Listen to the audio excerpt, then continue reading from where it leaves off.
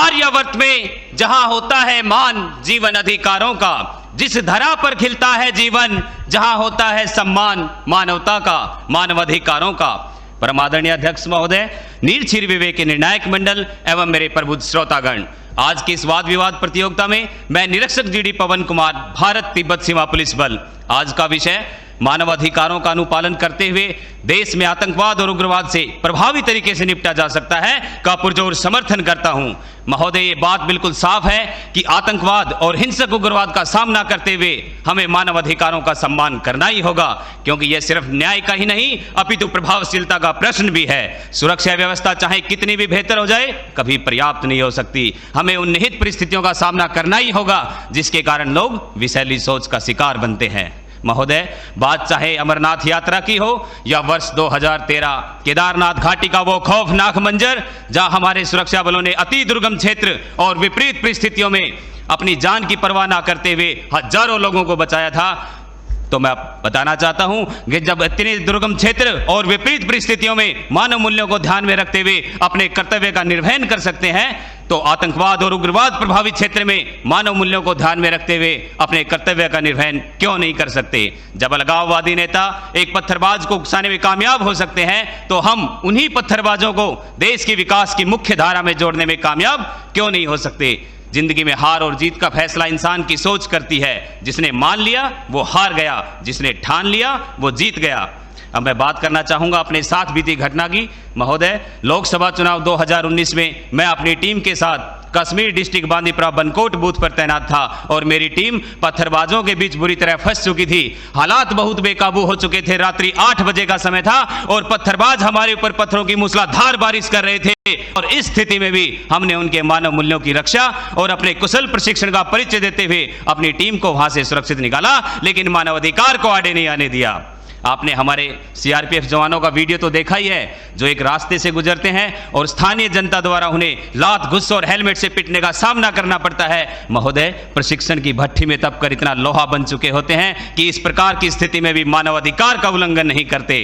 पठानकोट, बालाकोट और उड़ी surgical strike के दौरान जहां हमारे सैन्य बलों ने अपने शौर्य और पराक्रम का परिचय देते हुए आतंकियों को उन्हीं की भाषा में जवाब देकर धूल चटा दी और मानवाधिकार कहीं आड़े नहीं आया।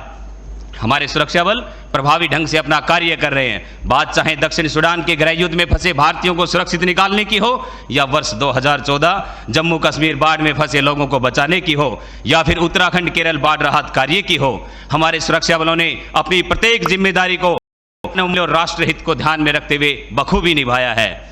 महोदय, यदि बात करें भारत के उत्तर पूर्वी राज्यों की, जहां कभी चरम स्तर पर उग्रवाद होता था, आज स्थिति वैसी नहीं है। उन क्षेत्रों में भी हमारे सुरक्षा बलों ने सिविक एक्शन प्रोग्राम और बॉर्डर एरिया डेवलपमेंट जैसे प्रोग्राम चलाकर वहां के लोगों में भी एक आशा, एक विश्वास का वातावरण पैदा किया है।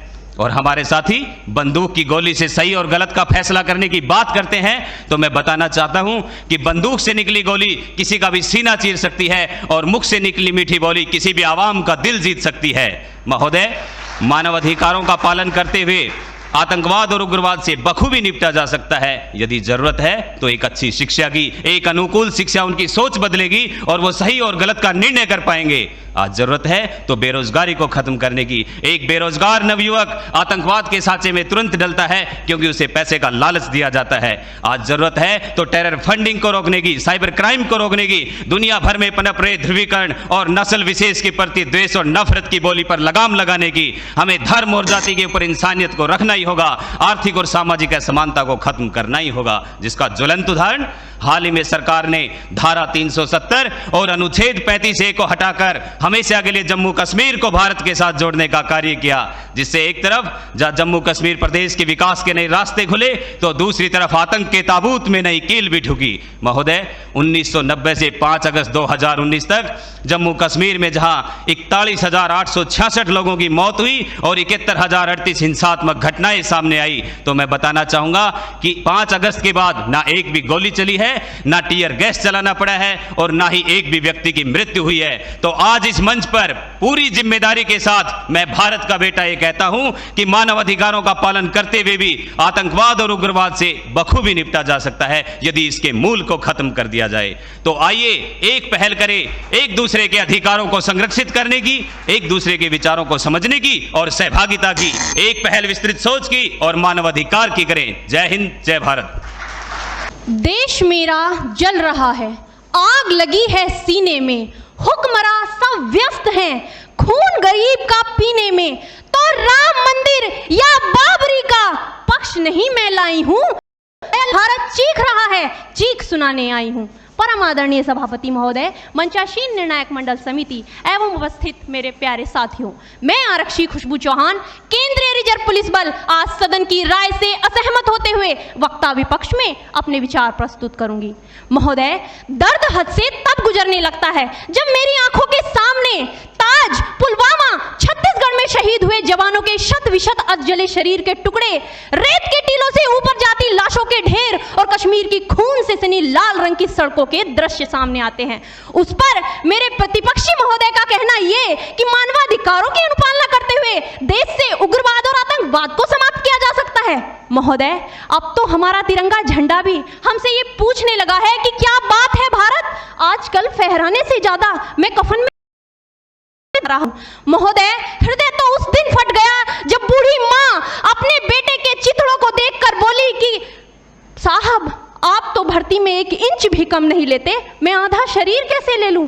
महोदय, आज इन मानवाधिकारों के कारण इन आतंकियों के बंगलों की आकाओं की नाकफनी हंसती है और शहीद हुए हमारे जवानों के आंगन की तुलसी रोती है। जब एक शहीद हुए जवान की विधवा की वेदना चीख चीख कर ये कहती है कि प्यार भी भरपूर गया, मांग का सिंदूर गया, नन्हे नौनिहालों की लंगोटियां चली गई, छोटी छोटी बेटियों की चोटियां चली गई और आपके लिए तो एक आदमी मरा है साहब, मेरे घर की तो रोटियां ही चली गई।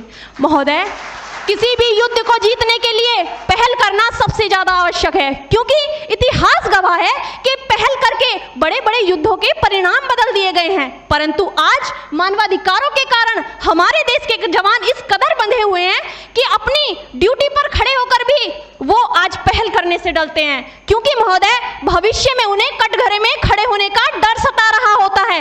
वो ये जानते हैं कि चाहे एक उग्रवादी की राइफल से निकलने वाली गोली को ये तय करना पड़े या ना पड़े कि वो किसे लगेगी, लेकिन हमारी राइफल से निकलने वाली हर गोली को ये निर्णय लेना पड़ता है कि चाहे वो किसी निर्दोष को लगे, दोषी को लगे या ना लगे, परंतु किसी निर्दोष को नहीं लगनी चाहिए। यदि ऐसा हुआ तो ना तो ये समाज हमें छोड़ेगा, ना ही तिल का ताड़ बनाने वाली ये मीडिया हमें छोड़ेगी। और महोदय, मानवाधिकार के तले किसी जवान को दबाकर युद्ध के मैदान में छोड़ देना कोई वीरता नहीं, एक आत्महत्या है। क्योंकि महोदय, फूल को श्रृंगार दो ये मुमकिन नहीं और एक वीर को झनकार दो ये मुमकिन नहीं। जो हाथ बांध दे सेना के, ऐसे मानवाधिकार का पालन संभव नहीं।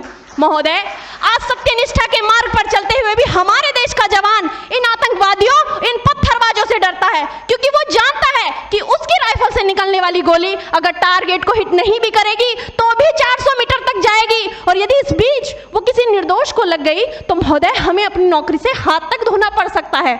और महोदय, अपनी नौकरी को बचाने की खातिर एक जवान आज ये सोचता है कि चाहे सांप मरे या ना मरे, परंतु लाठी नहीं टूटनी चाहिए, क्योंकि आज हमारे देश के हालात कुछ ऐसे हो गए हैं कि चिरागों को हवाओं में उछाला जा रहा है, हवाओं पर भी रोब डाला जा रहा है। अरे हम ही तो बुनियाद है आंतरिक सुरक्षा की, और आज हमें ही नौकरी से निकाला जा रहा है।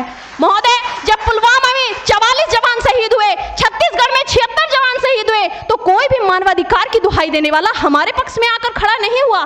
परंतु जब जेएनयू विश्वविद्यालय में एक देशद्रोही के द्वारा भारत तेरे टुकड़े होंगे, अफजल हम शर्मिंदा हैं जैसे देशद्रोही नारे लगते हैं, तो सारे मानवाधिकार के ज्ञाता आकर उसके पक्ष में खड़े हो जाते हैं। तभी तो क्या कहा था उस देशद्रोही ने कि तुम एक अफजल को मारोगे, हर घर से अफजल निकलेगा। तो मैं भारत की बेटी अपनी भारतीय सेना की तरफ से आज ये ऐलान करती हूँ कि उस घर में घुसकर मारेंगे जिस घर से अफजल निकलेगा, वो कोख नहीं पलने देंगे जिस कोख से अफजल निकलेगा। उठो देश के वीर जवानों, तुम सिंह बनकर दहाड़ दो और एक तिरंगा झंडा उस कन्हैया के के सीने में गाड़ दो।